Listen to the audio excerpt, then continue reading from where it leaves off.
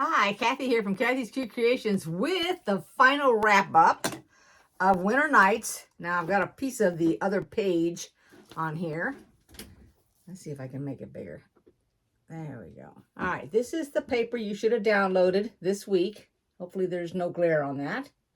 And we're going to put it together. So let's get started. I'm going to show you how I do that. Pieces that we're going to use this week. So you will end up having different sizes. That's why there are 2 of the white with the glitter, as you can see, 1 of the dark, and then 2 of the blue with the glitter. We're going to begin with the, I'm starting from the left, so I have put my 1 of 3 down. I'm going to put a sashing on each side. Then I'm going to take my next block, which is the really pretty one here. We have only 2 of them, and I'm going to stick it on this side. And then I will put a sashing on the right, and that's what we're going to do. So we're going to end up with a sashing between each one of these blocks and on the outer edge. That's the first thing we're going to do. And then when we're finished, we're going to take our next strip of white, which is this strip here, and we're going to put it all the way down the bottom and all the way up the top. So let's do that, and I'm going to pin it first. If you need to re-iron because your pieces are wrinkled, by all means, put another iron to it real quick, okay? Question to you is, for all the new people that are just starting out, did you find this challenging? Did it seem hard or semi-hard or what? Now I'm going to give you a little tip here. This is where we have our little tip, which I'll show you right here, and we don't want to take it off. So the way to do that, because I have ironed it to the left, as you noticed, it went to the right that way and left here. But even if it goes that way, it makes no difference. The point is I want it to lay down that way. So to catch it, I open it up so I can see. And if you want to iron it, you can. I don't want to iron it. The tip right here that I don't want to lose. So I take my pen and I put a little mark on it where the 2 cross over right here. And I go out with it because that's my 1/4 inch. And I go this way. And then I lay it down that direction because that's the way I'm going to sew it. And now that I can see it on this end over here as well as over here, I take it and mark it with my pen. And that's how I'm going to sew it. I'm going to do the same thing over here. I'm going to open it up like this, where I can see the 2 right here. I'll put my little circle because I've kept it from taking the tip off. And then I'm going to go beyond it.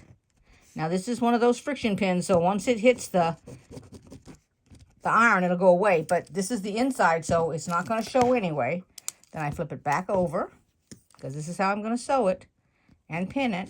And then just take it and make it match up like that. Then you're going to turn it like this. Well, this is what I do. And then you're going to pin it. So I will put a pin on the left. There's my pins there. So I'll just stick me a pin over here to hold it down. Just like that. And you can always move your pins around. I'll go to the spot that's got to be pinned. I'll go ahead and pin it. I wish my hands weren't in the way. Now when I pin, I don't do this. I don't go straight down like that and turn it. Because if you do, it pulls the fabric underneath it further down towards the left in my case. So I leave it on here. Let me see if I can turn my camera a little bit here. There we go. So this is the way that I pin it. I take my pen, I lay it down, and then I shove it in and pin it like that. I go all the way to the other end, match it up. Let me see if I can bring my camera over again. Put the pin in, so I've got it lined up right there. Put the pin in like that. Put that on top of the fabric. Put my pin in just like this. Push it in, just like that. And I haven't picked it up. Now I got to mark this spot right here. Right here. And this is going to be fine because it didn't go one way or the other. This one's spread out. So put my little dot right there because I don't want to go and take the tip off. Don't have to go very far at all with that. Put my pin right in here and then just push it. And I'm going to put it on the right hand side. There we go. That's it. Alrighty, here it is open, and you can actually see where to mark it and all the way right and left. You can see it right there where that piece met up. And you only see it on the one, which is fine because as soon as you put your little dot down there, then just mark it to the right and to the left, right, left, whatever, and then just do them all. And then we're going to go ahead and we're going to put this one on. Now keep it right sides together, remember. You're putting the pretty sides together when you sew it. And I did iron these, so I ironed them. And what I did was I ironed it on this side. So I took my iron and went outward with it because of that shiny stuff. I don't want that against my iron. Well, I sure hope everybody's keeping themselves warm. It is really, really cold here. Now we're following the same course of action that we've been doing. So we're doing the 1/4 inch. Doesn't get any larger or smaller.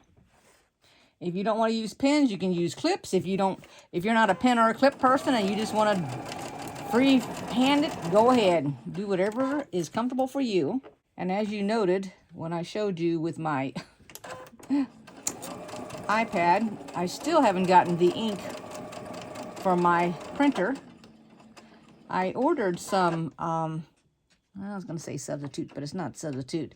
Some off-brand, I think it was called like BZ or something. I don't know what it is, but it doesn't make any difference. My printer doesn't like it, so it won't work. Oops, I got to have a little help there. So I had to send it back. So I had to get the stuff that actually goes to my printer. I have used substitutes before, but apparently this substitute is different, this kind of ink, so it's not working at all. I mean, it says it should work, but it's not. So could be that my printer is so old, it just doesn't want to work. Maybe it works on the newer ones that are my printer. You know, if I was to buy a brand new one and use that substitute stuff, it might work, but it's not going to do it. So anyway, it is taking forever to get here. I don't know why it's taking so long. I ordered it last month. I think it said it is due by the 27th, but I don't know why it's taking long. I can't imagine that there actually was a run on ink and there just is no ink out there for anybody. And okay, so I pinned both sides. You guys go ahead and do this, and when I get to the next one, which we opened our seams when we ironed them, then I'm going to show you how that looks. Here are the two first pieces I've put together. And if you get confused, keep in mind that we put an end on that. You can always put a pin with a little post-it or something to tell one side from the other if you want. Now I'm going to go ahead and I'm going to do the next pieces, and we're going to go ahead and finish them up, and then we're going to do the top part. You guys go ahead and do that because it's just as simple as this. If you need to re-iron your squares before you start, by all means, re-iron your square. If you find the strip a little bit longer than the square, what you can do, if you haven't done it yet, is you could actually starch this piece. It'll shrink enough that it will fit that.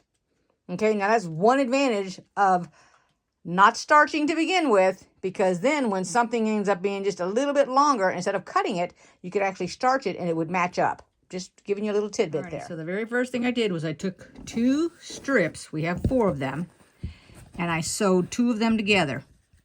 I just went to the end and sewed them. And the way that I'm doing this, and this is not the way that you have to do it, but I think it is one of the easiest ways to do it, is take your fabric, the white that's going to go on the back side because of all this marking. And what I'm doing, excuse me, I'm going to go ahead and I'm going to do all my marking. And you can do this ahead of time. I'm doing it as I go. I put my white strip on the table. And I started with the middle. So let me show you. I took the middle of the table runner. So the middle piece, and I went into the middle of it. So Here's one. This is one. This is two. This is number 3. And we have 5 pieces. So go to number 3, which is the middle one. This is the middle. This is the middle of the block. Put a little bit more light on it. I don't know if that helped or not, actually. I took it, I split it in half, just like that, and I pinned it right there in the middle. Then, in my case, I went to the left and slowly marked and pinned it.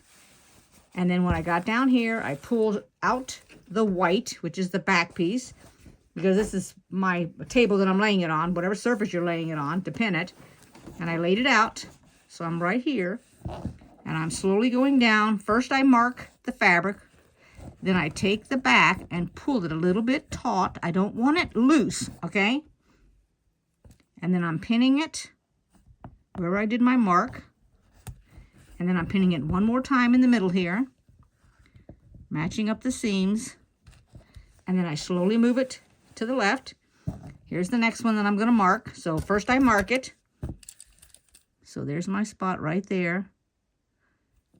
So I just mark it like this. Take this. I'm holding the back with my 2 fingers. I have this is underneath, this is on top, so that I can pull it a little bit and just make it a little tight, because if it's too loose, then it's going to be too much on your fabric. Then I pin it, and you can always adjust it before you go on, or if you have to go on, you can come back and adjust it again. Whoop, did I get that? I didn't even get the bottom piece. Here we go. Okay, and then I go back over here, line it up, and put a piece in it, and then slowly go to the next. And now it's right here where the 2 pieces met. So pull it a little taut, just like this. Keep it up there. There we go. I'm going to do this one here. There's no marking on these because these are just the end pieces that were put on. And then I mark it again. Y'all might be thinking, oh, that's a lot of pins. Well, this is what I like to do to keep it straight. Then I'll go here and I'll do it again for this piece. I just continue until I'm completely finished with it. And I only pin one side at a time because pins don't like me and they stick me, so I don't want to be stuck. Used to be when I was younger, I could pin both sides and I didn't have a problem with it, but all of a sudden now they seem to stab me. So I quit doing that. Could just be the pins I've switched using too. All right, I didn't mark that enough because I'm going to have to flip this one over. So I'm going to mark it. And I'm going to turn it like this to mark it so I can know where my sewing line needs to go. Okay. And I'm going to line it up. Same thing. I got these 2 holding on to it. Here we go. Pin this spot right here. And if you need 2 pins, then you can put 2 pins in there. You can have 2 pins right by each other. It does not make a difference. It's whatever you need to get it done. And then I'm going to go and mark this one here, which needs a little mark right there. I'm going to go ahead and mark the one on the right here. I marked, back up a little bit. I'll just mark that one. It's funny because where I'm situated on my table and where you're at in the camera is like 2 different places. Let's see, we're going to flip that. Whoop, I didn't mark it enough. I need to mark it a little bit more. Gosh, I remember when I first started, I did my whole entire 1/4 inch marked. Just so I could be right about it. Because I could never get it straight. And boy, I did a lot of practicing to get that 1/4 inch.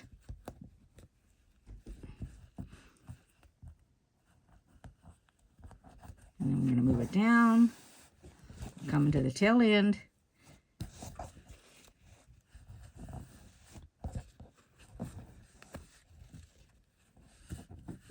There we go. I'll put a mark here.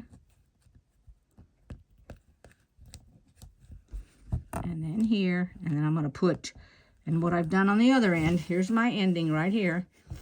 When I come across, I'm putting 2, so I'll put 1 right here on the edge and 1 up just to hold the ends together. And let me show you how much I have left over. This is how much I have sticking out on each end. So I feel like I have an even amount throughout the whole entire length of this table runner. All right, so let's go ahead and sew it. Excess sitting in my lap. And I'm going to start off of the edge, so it's right off the edge here. I'm just going to take my time.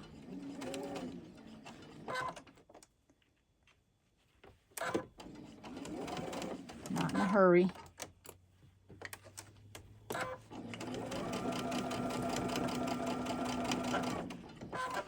I try not to ever be in a hurry when I do sewing, because I enjoy it.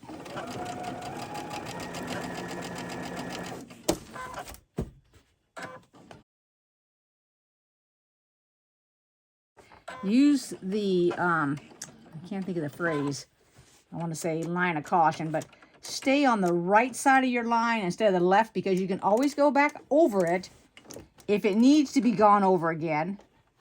But if you've gone, I got this a little bit too much there. If you go too much and you take your tip off, then you got to use your seam ripper. If you don't take your tip off and you've gone too much to the right hand side, you can always go back and put another seam right next to it. That's a lot easier than having to rip it all out, believe me. Lots of times when you rip something out, you've got to go back and iron it. Otherwise it is really messed up. It gets wrinkled and everything else.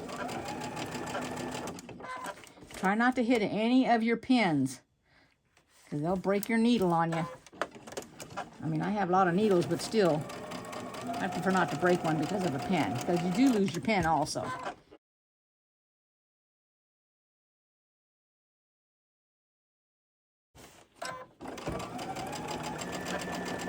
And I am not letting this quilt hang on my sewing machine. You don't want to do that either, because that puts pressure on your needle.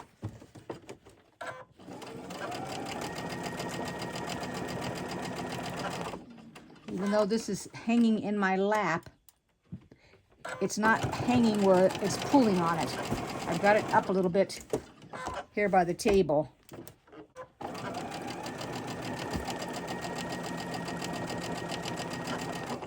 And none of this is doing any kind of extra pulling or anything, which I really like.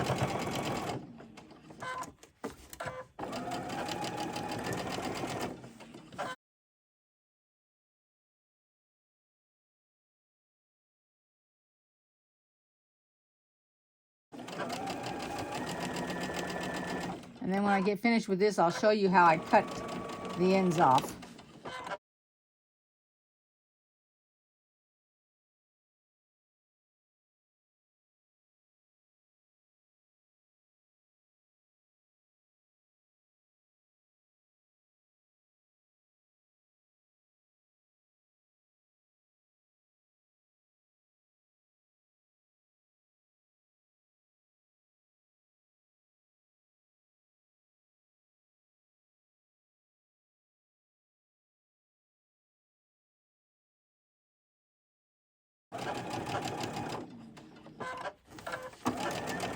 Coming up towards the tail end of it. That's going to be your preference, whether you want to iron this when you're finished or wait until you get the other strip on also. I'm going to go ahead and iron it.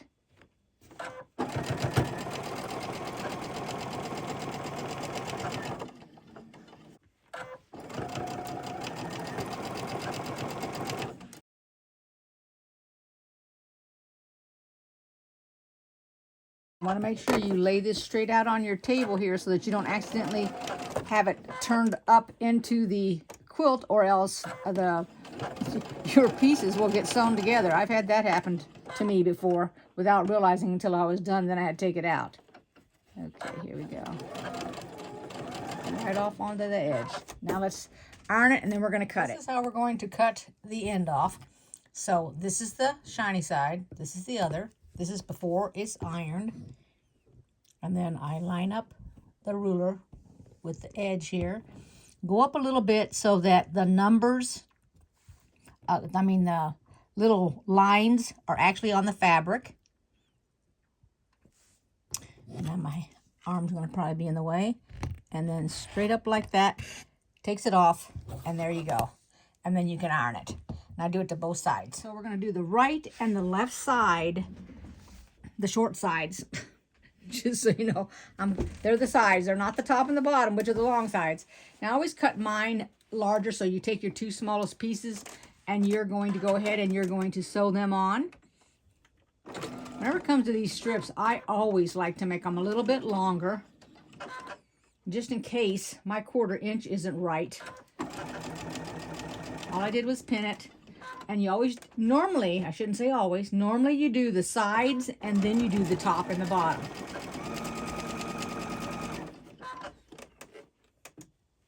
And we're just going to do both sides, and then we're going to do both top and bottom. The only thing is, there's no marking required now because there's no tips or anything, because these are solid pieces. You just got to be sure and not pull, because if you pull, you'll stretch it. And if you stretch it, then you end up with the wavy edges on your quilt.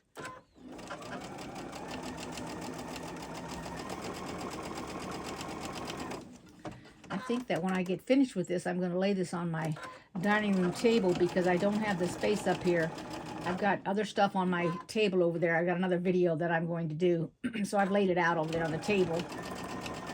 And of course, you know my design board's not going to be big enough for this because I don't really have a whole wall to stick this on, which would have been great, but I don't have it. So I'm going to go ahead and I'm going to cut these edges off, and I'm going to go and do the other end. You guys do the same thing. So I don't know if you want me to show you this. I'm going to try to keep it in the camera the best I can, which Lord knows.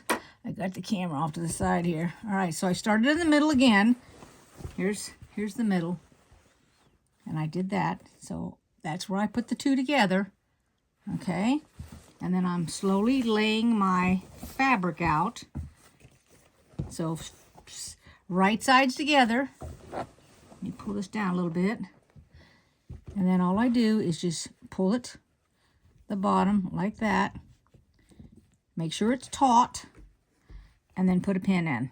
And all I'm doing is just move it along every so often. So however you think you need a pin, and I want one about, I'm going to say about, how many inches is that? So we're looking about 3 inches. So my pins are every 3 inches. If you want to practice with clips, now would be the time to do it. But like I said, just all you're doing is to keep it a little taut, put a pin in. So I'm going to the left, and then when I'm done, I'll go back to the center, and I will go to the right. This gives me extra on the end down here. See? This will give me extra when I get finished. It'll be this same amount as the white. But just do that to the top and the bottom, and then we're going to be finished. So go ahead and finish yours up. Okay, so I put it on my table, and it is bigger than my table. This is a 60-inch round table, so it carries, 3.5. So if you want to make it to fit that size of table, by all means, that's 3.5. And so it's hanging down here. So if I put my leaves in, then it would fit my whole entire table. So I'm going to back up a little bit more so you have an idea. But I'll tell you what, you guys need to stand back and really, really look at this table runner. Now I'm going to make it a little bit smaller on my table. So I folded over this one so that you've got 3 of them. And I'm going to tell you what, you need to stop what you're doing when you're finished with this. And you need to really, really admire your work, because this is absolutely beautiful. I cannot say enough good things about this table runner. You can also put this on the wall if you wanted to, and you could hang it either direction, up and down or across. You could set it on the back of your couch if you want. You can lay it at the foot of your bed because it is the correct length to do all those things with. Or if you have a great big huge long table, you could lay it out for your table. Actually, one of those, I don't know what they're called, but the piece of furniture that you would normally put behind a couch or divan, whatever you want to call it, and it's really, really long, that would also fit on that. So everybody that's done this, if yours looks like this, you guys have done a fantastic job this time. And I want to thank Fort Worth Fabric Studios for creating this table runner and giving me the honor to make it and show everybody how to make it. And I hope you all enjoyed the video. If you did, you can give me a thumbs up. You can make a comment. If you like these colors, which I absolutely love because I like blue, but these are extra, extra pretty. And I will see you in the next video. Okay, everybody take care and thank you and welcome to all my subscribers. Bye-bye.